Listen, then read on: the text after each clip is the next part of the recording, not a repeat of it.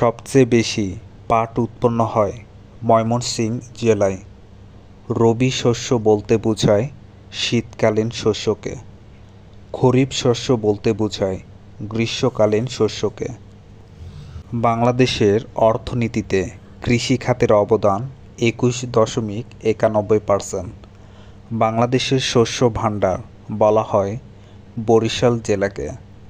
বাংলাদেশে বাণিজ্যিকভাবে প্রথম চা চাষ করা হয় 1954 সালে। গম গবেষণা কেন্দ্র কোন জেলায় অবস্থিত? দিনাজপুর। বাংলাদেশের সবচেয়ে গম বেশি উৎপাদন হয় রংপুর জেলায়। বাংলাদেশের প্রথম চা বাগান কোনটি? সিলেটের মালনীছড়া। সবচেয়ে বেশি চা জন্মে কোন জেলায়? মৌলভীবাজার জেলায়।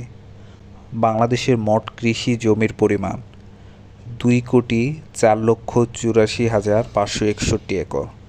বাংলাদেশের মোট চাষাবাদযোগ্য জমির পরিমাণ কত? 1,77,71,339 একর।